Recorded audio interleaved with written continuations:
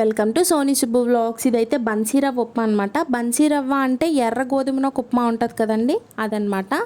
ఎలా చేయాలో ఒకసారి చూసేసుకుందాం. ఫస్ట్ ఒక ప్యాన్ పెట్టుకొని దాంట్లో సరిపడినంత ఆయిల్ వేసుకొని దాంట్లో ఆవాలు, జీలకర్ర, శనగపప్పు, మినపప్పు, ఇష్టమైతే పలుకులు ఇవి కూడా వేసుకొని బాగా ఫ్రై చేసుకోవాలన్నమాట. అంటే అవి చిటపట్లాడుతూ ఫ్రై అవ్వాలి. దాని తర్వాత ఆనియన్, పచ్చిమిర్చి, అల్లం, కరివేపాకు ఇవి వేసుకొని బాగా ఫ్రై చేసుకోవాలి. ఎలా అంటే ఆనియన్ కొంచెం సాఫ్ట్ అవ్వాలన్నమాట.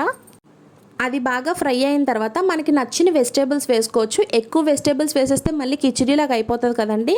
సో నేనైతే ఓన్లీ క్యారెట్ ఒకటే వేసుకున్నాను. ఈ క్యారెట్ కూడా బాగా ఫ్రై అయిన తర్వాత 1 కప్ ఆఫ్ బన్సీ రవ్వకి 1.5 కప్ ఆఫ్ వాటర్ వేయాలన్నమాట. నేనైతే 2 కప్స్ ఆఫ్ బన్సీ రవ్వకి 3 కప్స్ ఆఫ్ వాటర్ వేసుకున్నాను. ఆ వాటర్ బాగా మరిగేటప్పుడే సాల్ట్ సెట్ చేసుకోవాలన్నమాట. సాల్ట్ మనకు సరిపోయిందా లేదా, మనం నాకేసిన తర్వాత కూడా సరిపోతుందా లేదా అని సెట్ చేసుకోవాలి. ఆ వాటర్ బాగా మరిగేటప్పుడే మళ్ళీ కొత్తిమీర కూడా కొంచెం పైన చల్లుకొని మనం ఏదైతే 2 కప్స్ ఆఫ్ నేను చేసుకున్నాను కదా ఆ రవ్వ, మీరు ఎంత రవ్వ తీసుకుంటే అందులోనే వేసేయాలి. బాగా మరగాలి. వాటర్ మరిగిన తర్వాత రవ్వ వేసుకోవాలన్నమాట. రవ్వ అప్పుడు మనం కొంచెం జస్ట్ ఇలాగ గరిటతో కలిపేసి వెంటనే లిడ్ అయితే క్లోజ్ చేసేయాలన్నమాట. లేదు మళ్ళీ మాటికి గరిటె పెట్టి తిప్పుతూ ఉంటే ఏమవుతుందంటే మనకి ఆవిరిపోయి ఉడకదు రవ్వ అనేది.